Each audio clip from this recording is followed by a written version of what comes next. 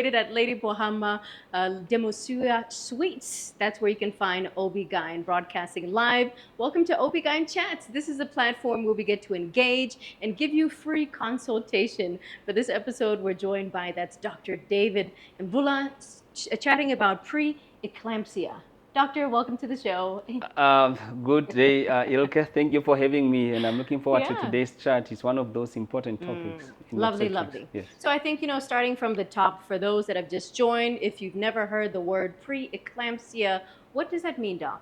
Yes, preeclampsia is a special condition unique to pregnancy that we see only during pregnancy, and it is associated with the development of blood pressure during pregnancy after 20 weeks of pregnancy. And then it is also a multi-systemic disease that affects almost any organ in the body. So it varies, but what the key component is that it is blood pressure. Then it can be associated with other symptoms depending on the organs that are affected, such as it can affect the brain, it can affect the heart, leading to heart failure, it can affect the liver, leading to liver failure, it can affect the kidney, leading to the kidney failure, and it can also then affect the baby, leading to the baby not growing well, and in worst case severe scenarios, ending even up losing the baby, especially with a serious complication like abruptio placenta, or some babies die inside because the baby do not develop well because of this condition. Very dangerous. Very dangerous indeed. Statistically, how many women get this? Yes, it is reported to the incidence of blood pressure in pregnancy generally grouped as not only preeclampsia, it is about 10% in literature. Although this is mostly European and American data, perhaps in my own opinion and what we see on the ground, preeclampsia, it is probably common in the African context, is more common than what is reported in literature. And to put it in context, every day, for example, at a place where we work at the state hospital, at Windhoek Hospital, state hospitals, there is not a single day that passes by in the ward without a woman with preeclampsia. So it's common, very common. Very common. We see it every day. Do you think that women are aware of it? And let's then piggyback right on, you said blood pressure. What are those signs and symptoms? And would I know if I have preeclampsia or not? Yes, unfortunately, that is the danger thing about this condition. Just like with a general, what we call chronic blood pressure or chronic hypertension, there are no symptoms specifically. Although once the disease has developed, when it gets now worse, a woman may have a very severe headache that is not responding to normal analgesia, such as a Panadol that women can usually take or anyone can take for headache.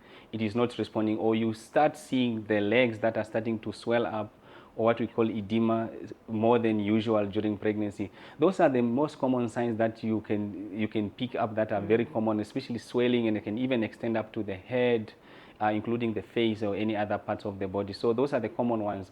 But what we do in practice is that we encourage women to come to antenatal care. And the WHO recommends a minimum of 8 visits. So and routinely what is our responsibility as healthcare workers, for every visit when a woman sees a doctor during pregnancy, we always check the blood pressure, and it is one of the reasons why we routinely check for blood pressure.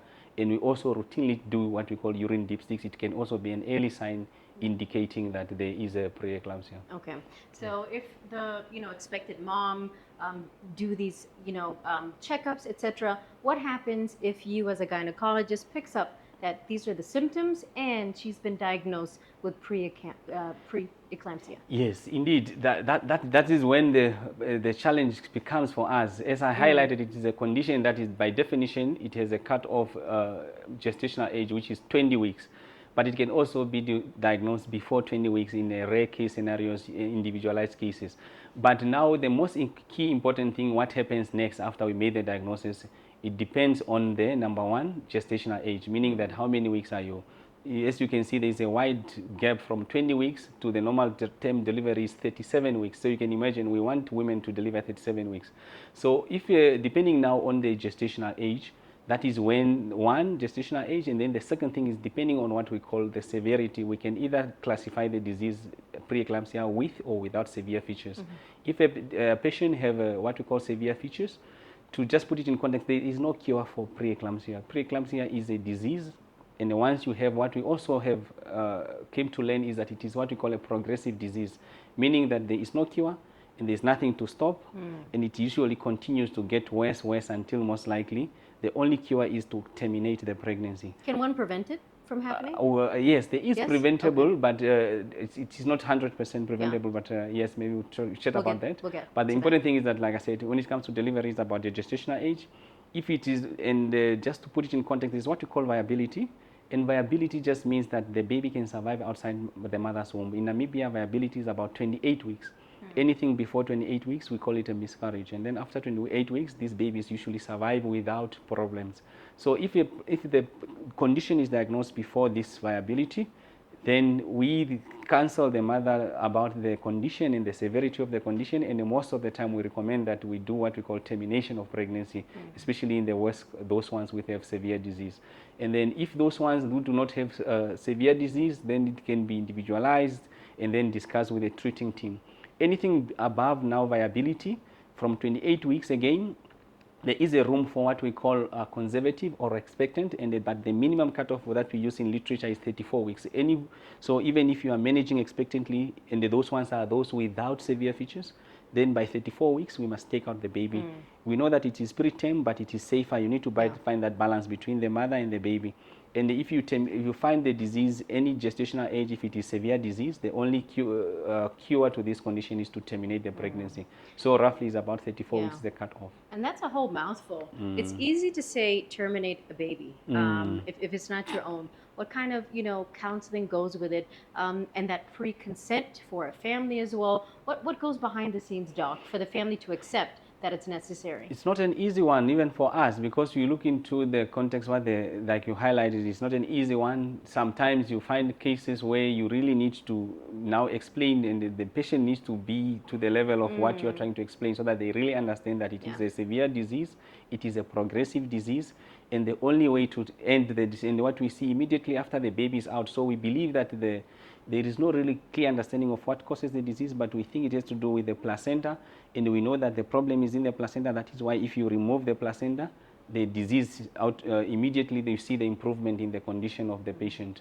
So in that way, so we need now to really do the counseling and explain to the patient, and then in the family, and then they make really a conscious decision based on the principles that when it comes to the pregnancy, we use the principles of mother's life first, and then the baby's next. Not to say that we discredit the babies, but we really take into context that the serious, if we do not terminate the pregnancy, we can lose both the mother and the baby.